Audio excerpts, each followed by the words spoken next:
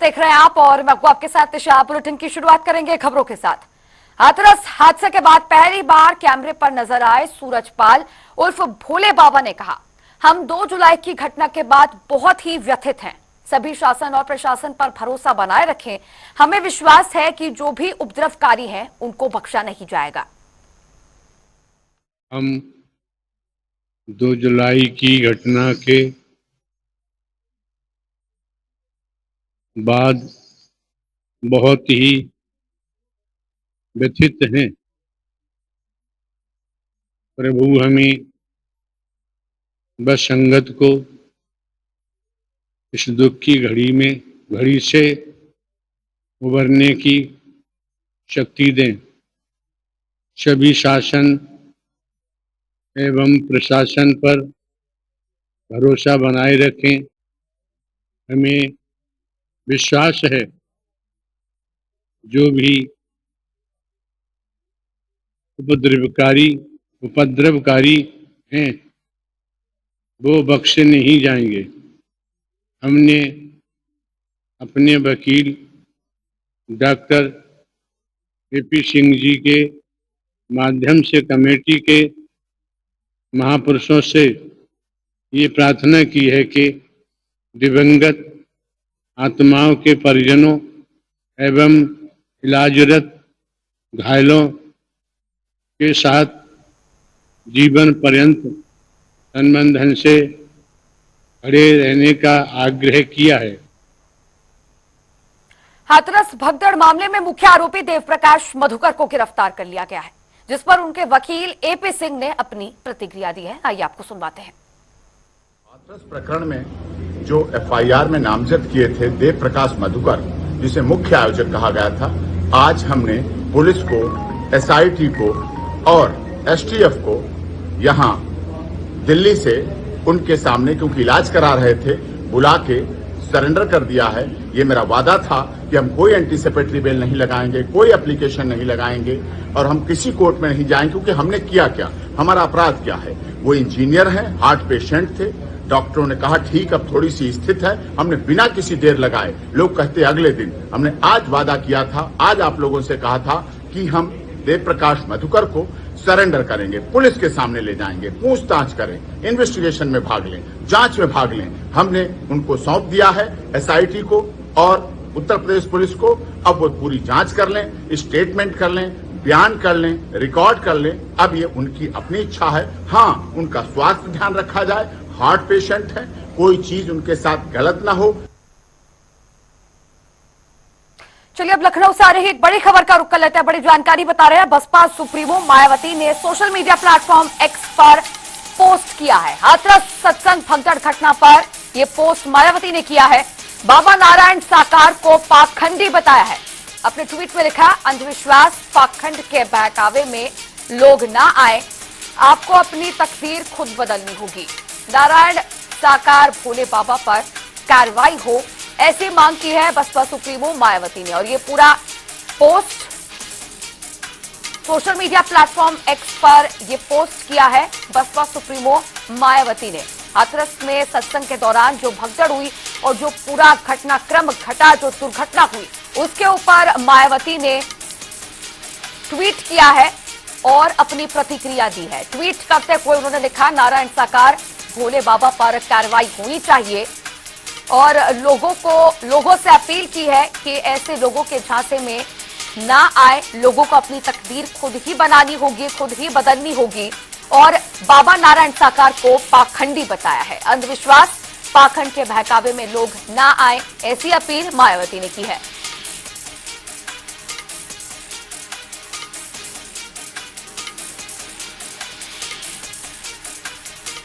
चलिए अब इसी पर और भी ज्यादा चर्चा करेंगे। हमारे साथ हमारे संवाददाता टीएन मिश्रा लाइव जुड़ गए हैं। मिश्रा जी, बड़ी दुर्घटना हुई, सत्संग के दौरान भगदड़ हुई, कई लोगों की मौत हुई। अब इस पर लगातार राजनीति गर्माती जा रही है। साथ ही में बसपा सुप्रीमो मायावती ने भी इस पर अपनी प्रतिक्रिया दी है, ट्वीट किया है। क्या लेटेस्ट अपडेट?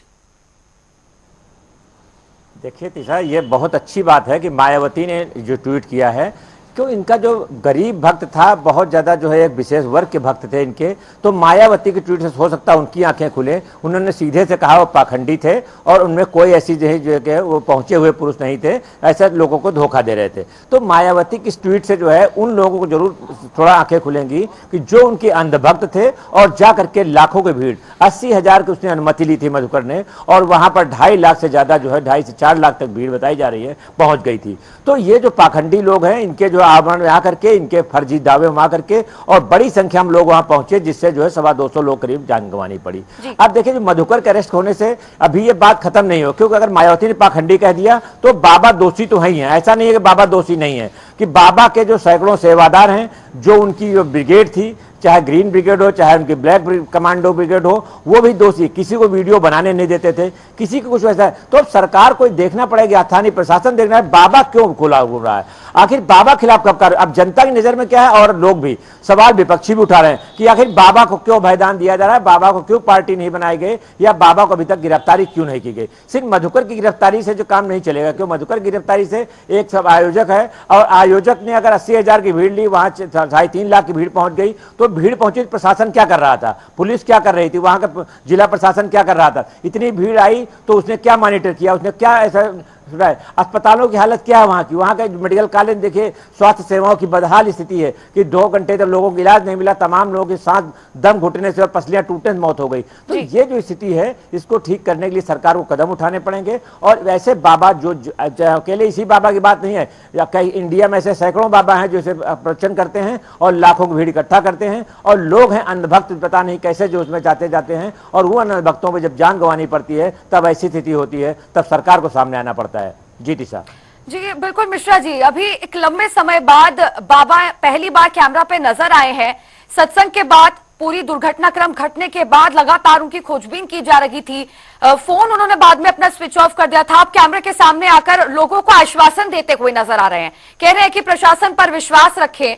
और ऐसे में अब लोगों में भी रोष है। दूसरी ओर देखा जाए तो लोग चाहते हैं कि बाबा की भी गिरफ्तारी हो, कुछ लोग चाहते हैं कि बाबा की गिरफ्तारी ना हो। लेकिन जिस तरह से हमने देखा, 7 आरोपियों को गिरफ्तार किया गया, एक मुख्य आरोपी गिरफ्तार हुआ है, लेकिन बाबा के खिलाफ कोई एफआईआर दर्ज नहीं हुई। देखिए तिशा, इसके सीधी सी बात है, बाबा के समर्थकों की जो है संख्या लाखों में है, और कोई भी राजनीतिक दल का नेता, चाहे वो सपा हो, चाहे वो कांग्रेस हो, और चाहे वो जो है भाजपा हो, और चाहे बसपा हो, कोई भी नेता, मायावती ने हिम्मत की है, उनके खिलाफ से कहने की आडंबरी है और धोखेबाज था, लेकिन बाकी अभी किसी पार्टी के नेता ने बाबा खिलाफ नहीं बोला है, क्योंकि वो नहीं चाहता कहीं उसके वोटर्स नाराज हो जाएं। क्योंकि अब चुनाव है, 2027 का चुनाव है, तो हर पार्टी चुनाव देख रही है, इसलिए बाबा के खिलाफ कोई राजनेता मुखर नहीं हो रहा है। और प्रशासन भी इंतजार कर रहा है कि जब उसे ग्रीन सिग्नल मिले बाबा खिलाफ कार्रवाई का, एफआईआर का, तो उनको शामिल करे। इसलिए प्रशासन भी उससे बच रहा है, और सीधा प्रशासन भी बाबा खिलाफ नहीं बोल रहा है। जी दिशा जी, चलिए, शुक्रिया मिश्रा जी जुड़ने के लिए और तमाम चर्चा मेरे साथ करने के लिए। बुलेटिन में आगे बढ़ेंगे और करेंगे एक और बड़ी खबर का बड़ी जानकारी। बता दें, गोरखपुर से बता रहे हैं, मुख्यमंत्री योगी आदित्यनाथ ने जनता दरबार लगाया है। गोरखनाथ मंदिर में ये जनता दरबार मुख्यमंत्री योगी आदित्यनाथ ने लगाया, और आपको बता दें कि दूर दूर से यहां पर फरियादी पहुंचे और अपनी समस्याएं बताई, और मुख्यमंत्री योगी आदित्यनाथ ने सभी फरियादियों की समस्याएं यहां पर सुनी, और इसी के साथ अफसरों को तत्काल निर्देश जारी किए गए हैं इन सभी समस्याओं का निस्तारण करने के लिए। तो जनता दरबार लगाया गया मुख्यमंत्री योगी आदित्यनाथ द्वारा, और यहां पर बड़ी संख्या में लोग पहुंचे और लोगों ने अपनी समस्याएं मुख्यमंत्री के समक्ष रखी, मुख्यमंत्री को सुनाई, और यहां पर सभी की समस्याएं सुनने के बाद कुछ समस्याओं का निस्तारण मुख्यमंत्री ने किया और तत्काल आदेश जारी किया अफसरों को इन समस्याओं का निस्तारण करने के लिए।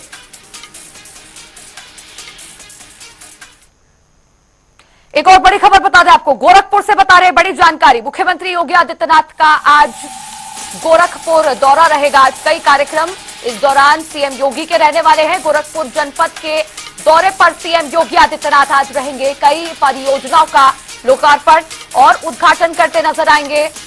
सर्वोदय बालिका विद्यालय का लोकार्पण करेंगे, राजकीय पॉलिटेक्निक का उद्घाटन करेंगे, और इसी के साथ ओवरब्रिज 6 लेन बांध का निरीक्षण करेंगे। तो आज मुख्यमंत्री योगी आदित्यनाथ गोरखपुर के दौरे पर रहेंगे, और गोरखपुर जनपद के दौरे पर रहते हुए कई परियोजनाओं का लोकार्पण करते हुए नजर आएंगे, कई परियोजनाओं का उद्घाटन करेंगे। सर्वोदय बालिका विद्यालय का लोकार्पण करेंगे और राजकीय पॉलिटेक्निक का उद्घाटन करेंगे। ओवरब्रिज 6 लेन बांध का निरीक्षण भी करेंगे। तो आज कुछ इस प्रकार से मुख्यमंत्री योगी आदित्यनाथ के कार्यक्रम रहेंगे। गोरखपुर जनपद पहुंचकर कई कार्यक्रम मुख्यमंत्री योगी आदित्यनाथ के कुछ इस प्रकार से उनका शेड्यूल रहेगा। परियोजनाएं, उनका लोकार्पण और उद्घाटन और जनसंपर्क भी साधने की कोशिश इस दौरान मुख्यमंत्री योगी आदित्यनाथ कर सकते हैं। लोगों से संवाद करते हुए नजर आएंगे। और हाल ही में खबर आपको बता रहे थे कि मुख्यमंत्री योगी आदित्यनाथ ने जनता दरबार लगाया है, लोगों की समस्याएं सुनी है। तो लगातार मुख्यमंत्री जनसंपर्क साधने की कोशिश कर रहे हैं, जनता से संवाद करने की कोशिश कर रहे हैं और जन हितकारी चीजों को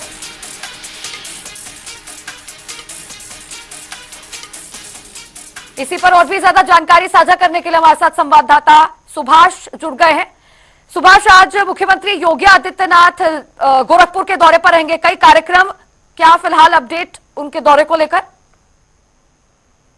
जी बिल्कुल टीसा, मैं बता दूं कि मुख्यमंत्री योगी आदित्यनाथ का आज दौरे का दूसरा दिन है और मुख्यमंत्री योगी आदित्यनाथ ने सबसे पहले सुबह आसपास के जिले से आए फरियादियों की समस्याओं को सुना, यानी कि जनता दर्शन कार्यक्रम में वो शामिल हुए और अधिकारियों को त्वरित कार्रवाई के लिए, निस्तारण के लिए जो है निर्देश दिया। आपको बताते हैं कि मुख्यमंत्री योगी आदित्यनाथ, चूंकि बारिश चल रहा है और बारिश में जो है बाढ़ का खतरा है, ऐसे में वो लहसड़ी बंधे का जाएंगे, वहां पे जो मरम्मत हुआ है उसका निरीक्षण करेंगे। उस निरीक्षण करने के बाद ट्रांसपोर्ट नगर और दाऊदपुर में जो 6 लेन बन रहा है, यानी कि निर्माणाधीन 6 लेन और ओवरब्रिज का, उसका भी बाकायदे वो निरीक्षण कर लेंगे। और निरीक्षण कार्यक्रम के बाद वो सजनवा क्षेत्र के हरदी में जाएंगे। हरदी क्षेत्र में जो है राजकीय पॉलिटेक्निक का जो है निर्माण हुआ है, यानी कि राजकीय पॉलिटेक्निक विद्यालय का, उसका जो है आज वो लोकार्पण करने वाले हैं।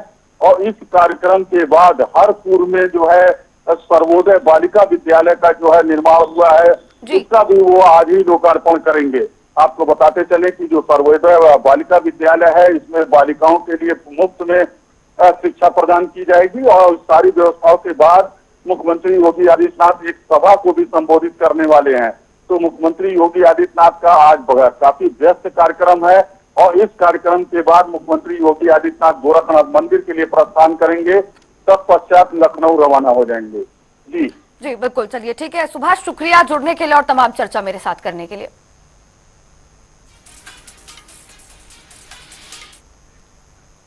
एक और बड़ी खबर का रुख कर लेते हैं, राजधानी लखनऊ से बता रहे हैं, यूपी कोटे के मंत्री बने नेताओं का आज सम्मान किया जाएगा। भारतीय जनता पार्टी आज 10 केंद्रीय मंत्रियों को सम्मानित करेगी। इंदिरा गांधी प्रतिष्ठान में यह सम्मान कार्यक्रम आयोजित होगा। इस वक्त की बड़ी जानकारी, बड़ी खबर, यूपी कोटे के मंत्री बने 10 केंद्रीय मंत्रियों को आज भारतीय जनता पार्टी सम्मानित करेगी और इस सम्मान कार्यक्रम का आयोजन होगा इंदिरा गांधी प्रतिष्ठान में। आपको जानकारी के लिए बता दें कि उत्तर प्रदेश के कोटे से 10 बीजेपी नेताओं को मोदी कैबिनेट यानी कि केंद्र के मंत्रिमंडल में जगह मिली है और आज इन सभी 10 मंत्रियों को जो उत्तर प्रदेश कोटे से मंत्री बने हैं, इन 10 सांसदों को जो केंद्र मंत्री बने हैं, केंद्रीय मंत्रिमंडल में जगह मिली है, इन सभी को सम्मानित किया जाएगा।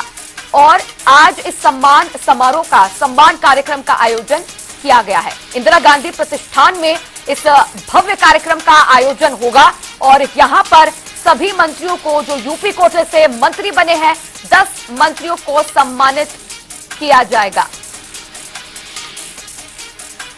भारतीय जनता पार्टी के यूपी कोटे से बने 10 मंत्रियों को सम्मानित आज किया जाने वाला है।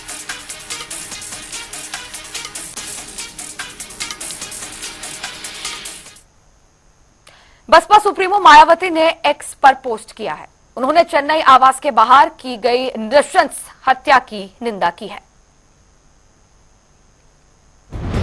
सोशल मीडिया प्लेटफॉर्म एक्स पर ट्वीट करते हुए लिखा, बीएसपी तमिलनाडु स्टेट यूनिट के अध्यक्ष श्री के आर्मस्ट्रॉन्ग की आज शाम उनके चेन्नई आवास के बाहर की गई नृशंस हत्या अति दुखद और अति निंदनीय है। पेशे से वकील श्री आर्मस्ट्रॉन्ग राज्य में दलितों की सशक्त आवाज के रूप में जाने जाते थे। सरकार दोषियों के खिलाफ अविलंब सख्त कार्रवाई करे।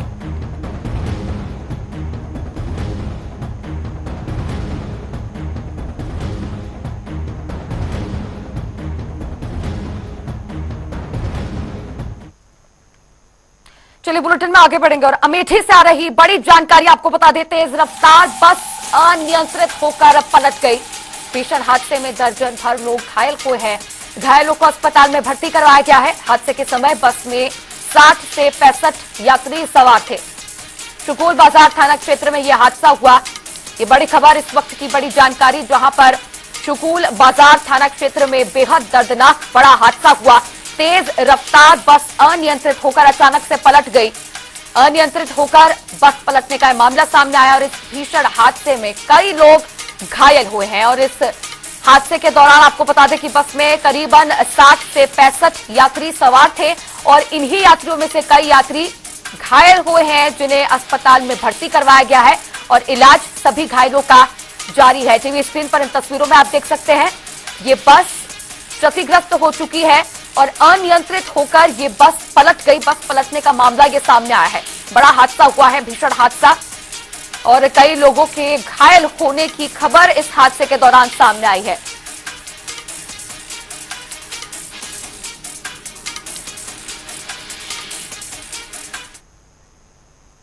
एक और बड़ी जानकारी से आपको रूबरू करा दें। वेस्ट यूपी में कांवड़ यात्रा को लेकर हाई लेवल बैठक हो रही है। मुख्य सचिव मनोज कुमार सिंह ये बैठक करेंगे और डीजीपी प्रशांत कुमार भी बैठक में हिस्सा लेंगे। तो ये बड़ी बैठक होगी। कमिश्नरी सभागार में करीब 12:30 बजे ये बैठक होने वाली है और मेरठ, सहारनपुर, बरेली मंडल के अफसर इस बैठक में मौजूद रहने वाले हैं। मुरादाबाद, आगरा, अलीगढ़ मंडल के अफसर भी इस बैठक में शामिल होंगे, प्रतिभाग करेंगे। उत्तराखंड, हरियाणा के अफसर भी इसमें शामिल होने वाली हैं। दिल्ली के अफसर भी इस बैठक में हिस्सा लेंगे।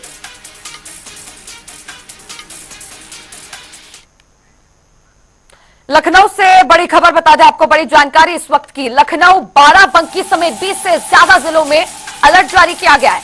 मौसम विभाग ने भारी बारिश की चेतावनी जारी की है और ये अलर्ट जारी किया गया है भारी बारिश को लेकर। कई जिलों में ऑरेंज अलर्ट तो कई जिलों में येलो अलर्ट जारी किया गया है। देवरिया, गोरखपुर, बस्ती में ऑरेंज अलर्ट मौसम विभाग ने जारी किया है।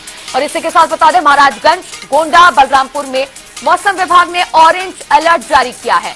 तो इसी के साथ सोनभद्र, चंदौली, मऊ, आजमगढ़ में येलो अलर्ट जारी किया गया है। तो वहीं दूसरी तरफ लखनऊ, अयोध्या, कन्नौज, गाजीपुर में येलो अलर्ट जारी किया गया है। तो लगातार बारिश का दौर उत्तर प्रदेश में जारी है और इसी को लेकर अलग अलग जिलों में मौसम विभाग ने भारी बारिश का अलर्ट जारी किया है। एडवाइजरी जारी की गई है और कई जिलों में येलो अलर्ट तो कई जिलों में ऑरेंज अलर्ट भारी बारिश का जारी किया गया है।